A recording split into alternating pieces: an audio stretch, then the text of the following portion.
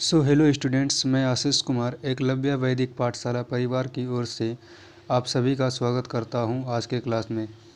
तो जैसा कि आप लोग यहां देख सकते हैं, आज के इस वीडियो में class 10th NCERT science chapter first पढ़ने वाले हैं, जो है केमिकल रिएक्शन एंड इक्वेशंस। तो सबसे पहले हम देख लेते हैं कि हमें इस चैप्टर में क्या क्या पढ़ना है।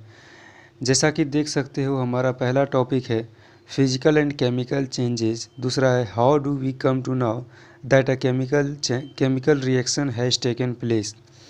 तीसरा है केमिकल इक्वेशंस, जिसमें राइटिंग अ केमिकल इक्वेशन और बैलेंस केमिकल इक्वेशन है। चौथा है टाइप्स ऑफ केमिकल रिएक्शंस, जिसमें combination reaction, decomposition reaction, displacement reaction, double displacement reaction और ऑक्सीडेशन एंड रिडक्शन दिया गया है। पांचवा है have you observe the effects of oxidation reactions in everyday life, जिसमें कोरोजन और रेंसिडिटी को समझेंगे। एंड नेक्स्ट समरी और एक्सरसाइज क्वेश्चंस कंप्लीट करेंगे। नाउ नेक्स्ट अब हम लोग देखते हैं आज का पहला topic physical and chemical changes. इसमें सबसे पहले है what is physical changes. Physical changes are changes in the physical properties of a substance without altering its chemical composition. These changes are usually reversible. मतलब है फिजिकल चेंजेज हम ऐसे changes को कहते हैं जो बिना किसी केमिकल चेंजेस के किसी भी वस्तु के फिजिकल प्रॉपर्टीज़ में बदलाव करता है और जिससे हम वापस उसी अवस्था में परिवर्तन कर सकते हैं। जैसे अगर हम एक गिलास पानी को गर्म करते हैं तो वो भाप बन जाता है, या फिर अगर हम उसे बहुत ठंडा करते हैं तो बर्फ़ में बदल जाता है। लेकिन जब उसे नॉर्मल टेम्परेचर में लाते हैं तो वापस से वह पानी में बदल जाता है।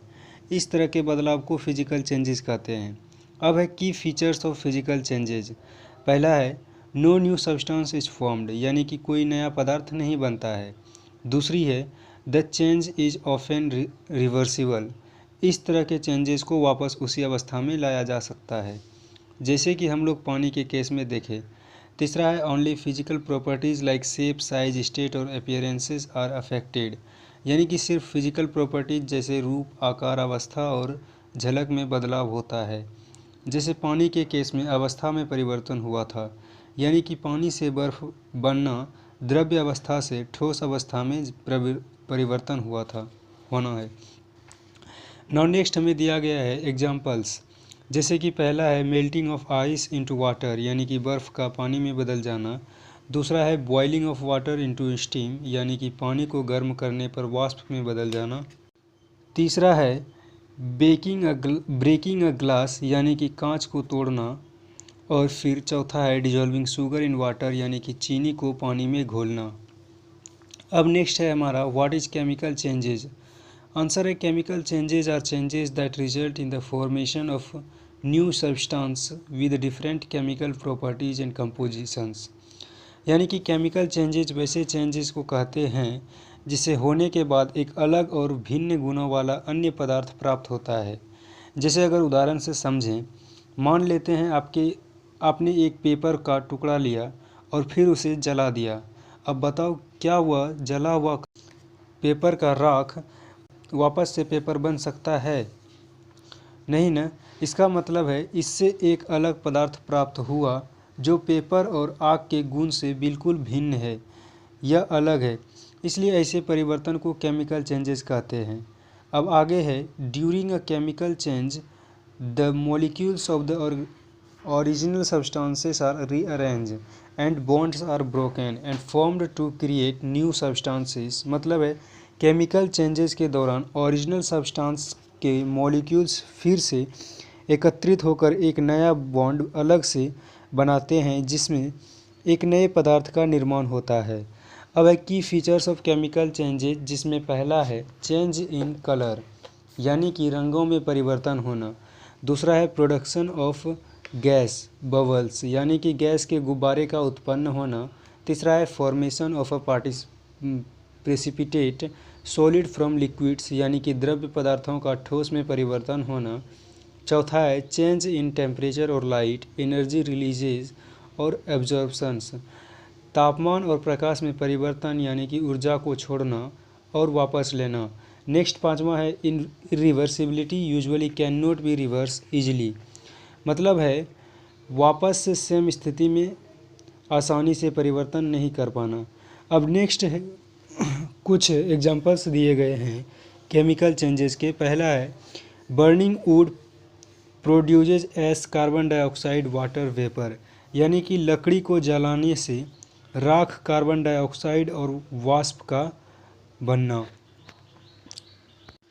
दूसरा है rusting of iron from reacts with oxygen to form iron oxide, यानी कि लोहे में जंग लगना ऑक्सीजन से रिएक्ट करके आयरन ऑक्साइड को बनाने के लिए। अब है तीसरा cooking of food, new compounds are formed, यानी कि खाना बनाना जिससे नए पदार्थों का निर्माण होता है। और अब चौथा है बेकिंग अ cake, ingredients undergo chemical reactions, यानी कि केक पकाना, डाइजेस्टिंग फूड खाना पचाना जिसमें एंजाइम्स वस्तुओं के छोटे छोटे मॉलिक्यूल्स में तोड़ता है। अब नेक्स्ट है आपके टेक्स्ट बुक में सबसे ऊपर दिया गया है consider the following situation of daily life and think what happens when. पहला है milk is left at room temperature during summers, यानी कि कह रहा है अपने जीवन में प्रतिदिन हो रहे चीज़ों के बारे में सोचें, क्या होता है जब हम दूध को गर्मी के समय में रूम टेम्परेचर में छोड़ देते हैं। तो आपने गौर किया होगा इसमें क्या चेंजेस होते हैं और इससे हम कौन सा चेंजेस कहेंगे, केमिकल या फिजिकल। अब नेक्स्ट है उसी तरह an iron tava pan nail is left expose to humid atmosphere, अगर हम एक लोहे पेन तावा या फिर कांटी को ह्यूमिड एटमॉस्फेयर में छोड़ दें तो क्या होगा। ह्यूमिड मतलब वाष्प होता है। नेक्स्ट है ग्रेप्स गेट फर्मेंटेड, उसी तरह अंगूर का पकना, food gets digested in our body, भोजन का हमारे शरीर में पचना, और रिस्पायर हमारे द्वारा सांस लेना, ये सभी क्या होता है केमिकल चेंजेस। नोट्स में कह रहा है whenever a chemical change occurs we can say that a chemical reaction has taken place, यानी कि जब भी कोई केमिकल चेंजेस होगा हम लोग उसे केमिकल रिएक्शन भी कह सकते हैं। अब चलिए हम लोग कुछ एक्टिविटी दिया गया है उसे समझ लेते हैं। सबसे पहला एक्टिविटी नंबर 1 कहता है clean a magnesium ribbon about 3-4 centimetre long bye rubbing it with sand paper, यानी कि 3-4 सेंटीमीटर लंबी मैग्नीशियम रिबन को सैंड पेपर से घिसिए। सैंड पेपर मतलब होता है श्रेष्ठ कागज जो जंग को साफ करने के लिए इस्तेमाल किया जाता है। Hold it with a pair of tongs, burn it using a spirit lamp or burners and collect the ash so formed in a watch glass as shown in figure 1.1.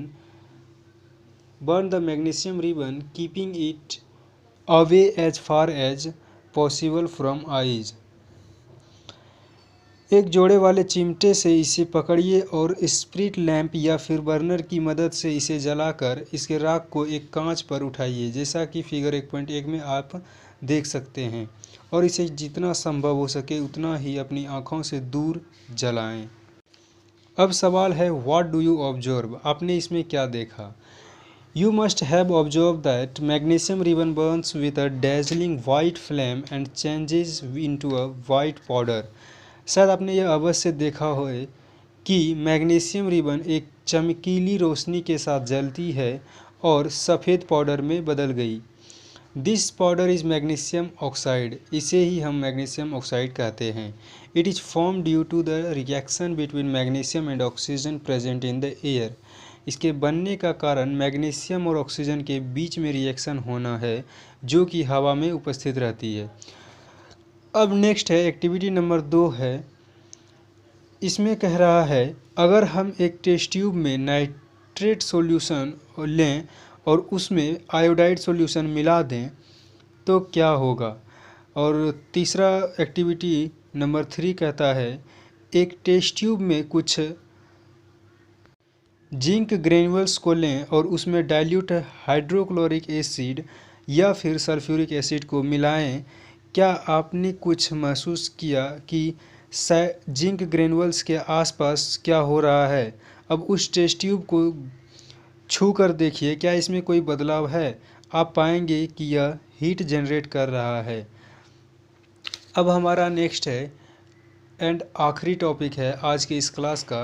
कह रहा है how do we come to now that a chemical reaction has taken place, यानी कि हम लोग यह कैसे जान सकते हैं कि यहाँ पर केमिकल रिएक्शन हुआ है या फिर नहीं।